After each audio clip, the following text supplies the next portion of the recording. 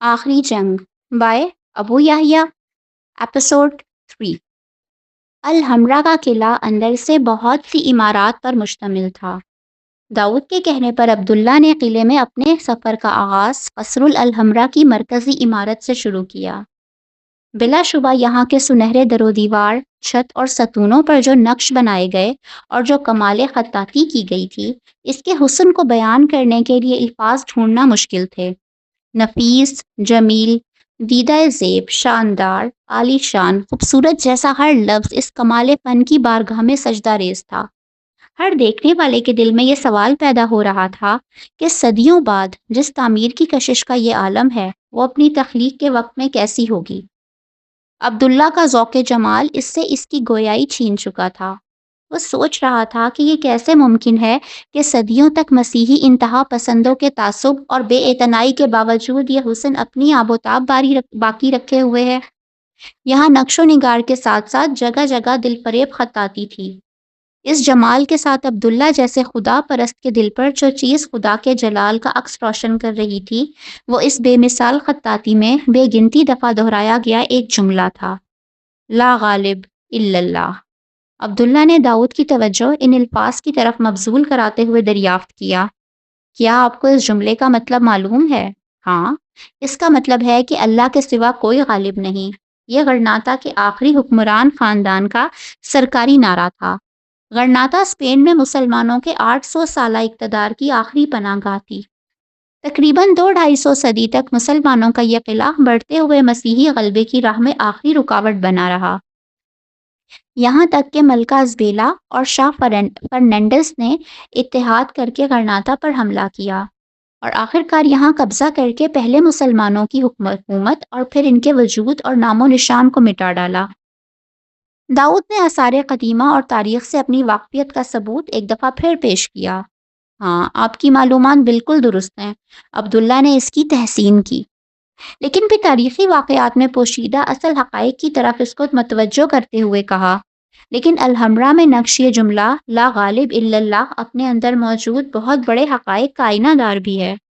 ये हक़ाइक़ शायद गरनाता ही में खड़े होकर ज़्यादा समझे जा सकते हैं। वो क्या? पहली हकीकत ये कि हम एक ऐसी दुनिया में जीते हैं जहाँ बज़ाहिर मादी ताकत और इंसानी ज़हन की हुक्मरानी है। ज़िंदगी के हर मार्के में यही चीज़ें फैसला कुन किरदार अदा करती हैं। जी, बज़ाहिर तो ऐसा ही है, दाऊद ने तायीद करते हुए सर हिलाया। अब्दुल्ला ने अपनी बात जारी रखी। जैसे इस गरनाता को मलका अज़बेला और शाह फर्नांडिस ने फतह कर लिया, इनकी मर्जी नाफिज हो गई। उन्होंने मुसलमानों को यहाँ से ख़त्म कर डाला। बज़ाहिर यहाँ इन्हीं जैसे हुक्मरान दुनिया का निज़ाम चलाते हैं। ये जब चाहें किसी मुल्क पर हमला कर दें और जहाँ चाहे कब्जा कर लें। यहाँ बज़ाहिर एक सरमायादार लोगों को रोज़गार देता है और जब चाहे इनको मुलाजमत से निकाल देता है। जब एक डाकू या कातिल किसी भी खानदान को तबाह व बर्बाद कर देता है। मगर के बाद अब्दुल्ला ने गहरा सांस लिया और बोला, ये फरेब नज़र है। हकीकत यह है कि यहाँ सारा इख्तियार अल्लाह के पास है। असल में यहाँ इसी का फैसला नाफिज होता है, वो खुदा जो नज़र नहीं आता, जो हवास की पहुँच से दूर है। ये दुनिया दरअसल इसी की है और इसी की मर्जी के मुताबिक चल रही है। जी, यही हमारा अकीदा है, दाऊद ने ईमान से भरपूर लहजे में कहा। यह किसी का अकीदा हो या ना हो, इससे कोई फ़र्क नहीं पड़ता। यही हकीकत है। वैसे आपने कभी शतरंज खेला है? शतरंज? नहीं, कोई ख़ास नहीं। नौजवानी में कुछ शौक हुआ था, मगर अब नहीं खेलता। शतरंज या शतरंज हार्डबोर्ड या लकड़ी के बने हुए जिस तख्ते पर खेला जाता है, इसे बिसात कहा जाता है। इस बिसात पर स्याह और सफ़ेद खाने बने होते हैं। इनमें मुख्तलिफ मोहरे होते हैं। बादशाह जैसे मरकज़ी मोहरे से लेकर प्यादे तक सब अपनी अपनी जगह मौजूद होते हैं। जी, ये तो मुझे मालूम है। इस बिसात पर शतरंज के मोहरों को आगे पीछे करके हम चालें चलते हैं और मुखालिफ को मात देने की कोशिश करते हैं। बस, तो आप बात समझ गए। ये दुनिया भी एक ऐसी ही बिसात है। खुदा ने अपनी कुदरत और हिकमत की बुनियाद पर दुनिया की ये बिसात बिछाई। हम सब इसकी बिछाई हुई बिसात के अदना मोहरे हैं, मुकम्मल बेबस और मुकम्मल गाफिल मोहरे। अब्दुल्ला यहीं तक पहुंचा था कि इन दोनों के करीब ही एक मगरबी जोड़ा आकर खड़ा हुआ। مرد نے عورت سے کہا، میں تمہارے لیے ایک ایسا ہی الحمرہ بناؤں گا۔ پھر قول کے بعد وہ فعل سے خاتون کو اپنی محبت کا قائل کرنے لگا، یا شاید یہ کبھی نہ بننے والے الحمرہ کی ایڈوانس قیمت تھی۔ عبداللہ جو ان دونوں کے آنے پر خاموش ہو گیا تھا، مزید کچھ کہہ کر انہیں ڈسٹرب کرنے کی بجائے داؤد کا ہاتھ پکڑ کر ذرا آگے چلا گیا۔ یہاں ہر جگہ سیاح تھے، وہ آپس میں خوش گپیاں کر رہے تھے، اس جگہ کی خوبصورتی سے لطف اندوز ہو رہے تھے اور اپنی چھٹیوں کے اس وقت کو خوب انجوائے کر رہے تھے۔ عبداللہ ان کو دیکھتے ہوئے بولا، اس دنیا کے سب لوگ اس حقیقت سے بے خبر ہیں کہ وہ کچھ نہیں، بس اس بساط کے ادنیٰ مہرے ہیں۔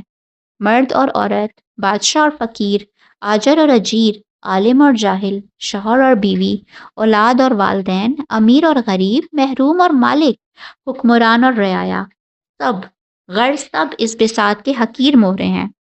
بس فرق یہ ہے کہ اس بساط کے مہرے بے جان، بے حس اور بے شعور نہیں، بلکہ اپنی ذات اور ہستی کا مکمل شعور رکھتے ہیں۔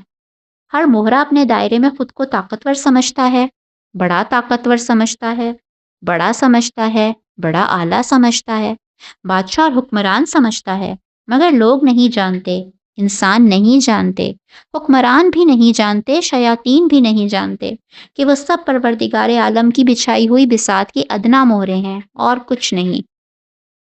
اور اللہ تعالیٰ اس بساط کے واحد کھلاڑی ہیں۔ داؤد نے اشتیاق سے سوال کیا۔ یہی دنیا اور شطرنج کا دوسرا فرق ہے۔ اللہ تعالیٰ کھیلنے کھلانے جیسی چیزوں سے بہت بلند ہیں۔ وہ تو اس بساط پر امتحان لے رہے ہیں۔ امتحان میں وہ اپنے پسندیدہ بندوں کو چن رہے ہیں، جن کو ہمیشہ باقی رہنے والی جنت میں اپنا قرب عطا کریں گے۔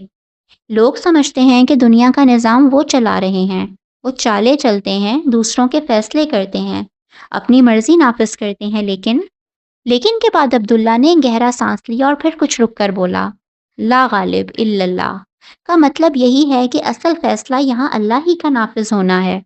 اس بساط پر صرف اسی کی مرضی چلتی ہے، یہی اس کی عظمت ہے۔ وہ اس بساط پر کہیں نہ ہوتے ہوئے بھی مکمل کنٹرول رکھتا ہے، اسی لیے وہ القہار ہے۔ لیکن اللہ نہیں تو پھر اس بساط پر کھیل کون رہا ہے؟ کھیل کن دو کھلاڑیوں کے بیچ ہو رہا ہے؟ وہ اس بساط کا تیسرا فریق ہے۔ یہاں کھیل نہیں ہو رہا، جنگ ہو رہی ہے، انسان اور شیطان کے بیچ کی جنگ۔ چاہیں تو آپ ان دونوں کو کھلاڑی بھی کہہ سکتے ہیں، مگر در حقیقت دونوں حالت جنگ میں ہیں۔ لیکن سانحہ یہ ہے کہ اس کھیل کے ایک فریق یعنی انسانوں کی غالب ترین اکثریت کو معلوم ہی نہیں کہ وہ مستقل طور پر شیطان اور اس کی اولاد سے حالت جنگ میں ہیں۔ یہی انسانوں کا اصل المیہ ہے۔ عبداللہ بول رہا تھا اور داؤد کو ایسا لگ رہا تھا کہ ایک بارش ہو رہی ہے، جس نے فضا میں ہر طرف چھائے گرد و غبار کو دور کر کے زندگی کے اصل حقائق کو اس کے سامنے کھول دیا تھا۔ مجلس میں دیر تک سناٹا طاری رہا۔ خوف، دہشت اور وحشت کے اس امتزاج میں خاموشی کا شور کانوں کے پردوں پر بہت گراں گزر رہا تھا۔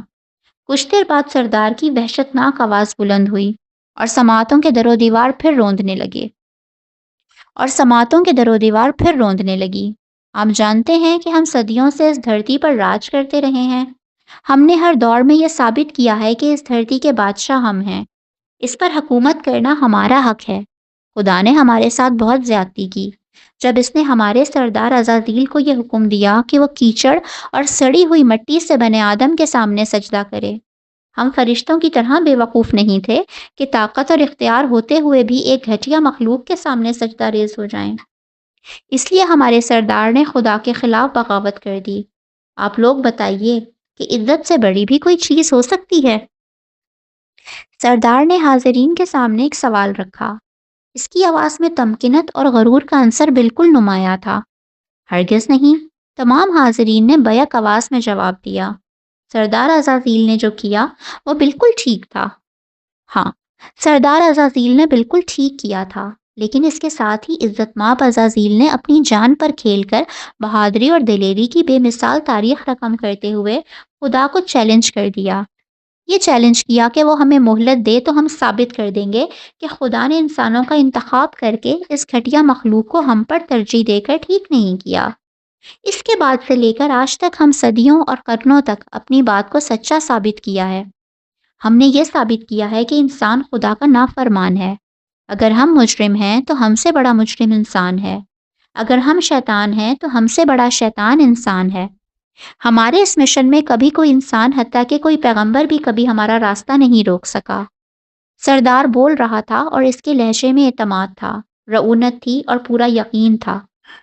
اس کی بات میں وقفہ آیا تو سوگیال نے کھڑے ہو کر پورے جوش کے ساتھ کہا، یہ دنیا ہماری ہے، یہاں کے اصل حکمران ہم ہیں۔ آدم اور اس کی اولاد کا انجام یہی ہے کہ ہمارے اشاروں پر ناچے۔ ہم اپنے آقا عزازیل کا مشن پورا کریں گے۔ ہم خدا کو بتا کر رہیں گے کہ آدم اور اس کی اولاد اس قابل نہیں ہیں کہ ہمیں ان کے سامنے جھکنے کا حکم دیا جائے۔ ہم یہ جنگ جیت کر رہیں گے، ہم یہ جنگ جیت کر رہیں گے۔ سوگیال کی آواز شدت جذبات سے تھر تھرا رہی تھی۔ اس کے جذبے نے حاضرین کو بھی جوش دلا دیا۔ ان میں سے ایک نے زور سے نعرہ بلند کیا، سردار عزازیل کی جے ہو۔ تمام لوگوں نے پوری قوت سے اس کی تائید میں آواز بلند کی، سردار کی جے ہو۔ اس نعرے کی گونج کے ساتھ ایسا لگا کہ فضا میں زلزلے کی گڑگڑاہٹ بلند ہوئی ہے۔ کوئی انسان اس وقت وہاں موجود ہوتا تو خوف و دہشت سے اس کی روح پرواز کر جاتی، مگر اس تاریک صحرا میں نہ آدم تھا نہ آدم زاد، سوائے تاریکی اور دشت و بیاباں کی وحشت کے وہاں کسی اور چیز کا بسیرا نہ تھا۔ داؤد کو محسوس ہو رہا تھا کہ الحمرا کے ماحول کی خوبصورتی، ارد گرد سیاحوں کی آمد و رفت، ارد گرد پھیلے مناظر، ہر چیز دھندلا گئی ہے۔ الحمرا کی سنہری چھتوں پر لکھے گئے لا غالب الا اللہ کے الفاظ میں پوشیدہ حقیقت کے سوا ہر چیز اپنا وجود کھو چکی ہے۔ عبداللہ حقیقت کی ایک نئی دنیا سے اسے روشناس کرا رہا تھا۔ ایسے میں ایک سوال نے اس کے شعور پر دستک دی، جسے اس نے عبداللہ کے سامنے رکھ دیا، مگر اس بساط کو بچھانے کا اصل مقصد کیا ہے؟ مقصد شیطان کو یہ بتانا تھا کہ خدا نے جس آدم کے سامنے فرشتوں کو سجدہ کرنے کا حکم دیا تھا اور جس کو سجدہ کرنے سے شیطان نے انکار کیا تھا، وہ واقعی اس عزت کا مستحق تھا۔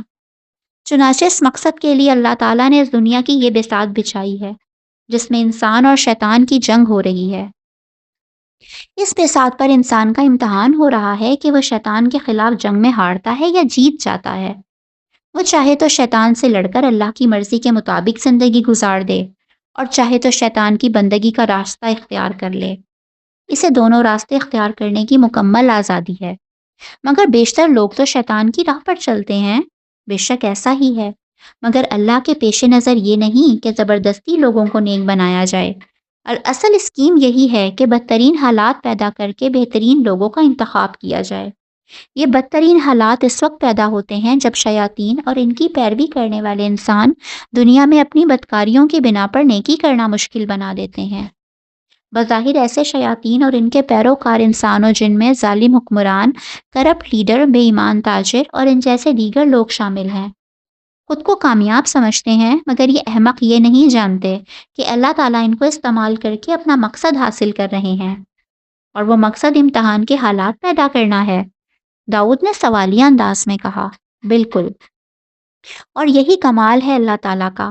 بظاہر جب اس دنیا میں اللہ کی نافرمانی ہوتی ہے، بظاہر جب ان کی بات نہیں مانی جاتی، بظاہر جب ان کی مرضی پوری نہیں ہو رہی ہوتی ہے، جب وہ دنیا میں کہیں نظر نہیں آتے، تب بھی در حقیقت لوگ انہی کی مرضی پوری کر رہے ہوتے ہیں، ان کی بساط پر مہروں کی طرح استعمال ہو رہے ہوتے ہیں۔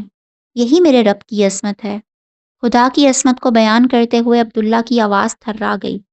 اس کے دل میں خدا کی محبت اور عظمت کا جو طوفان اٹھا، وہ آنسوؤں کے سیلاب کی صورت آنکھوں سے نکلنے کے لیے بے چین ہو گیا، مگر داؤد کی موجودگی کا خیال کر کے اس نے بامشکل خود پر قابو پایا۔ خود پر قابو پانے کے عمل میں عبداللہ نے داؤد سے نظر ہٹا کر ارد گرد لوگوں کو دیکھنا شروع کر دیا، تاکہ داؤد اس کی آنکھوں سے جھلملاتے نمی کے ستاروں کو نہ دیکھ سکے۔ داؤد بھی یہی سمجھا کہ عبداللہ ارد گرد آتے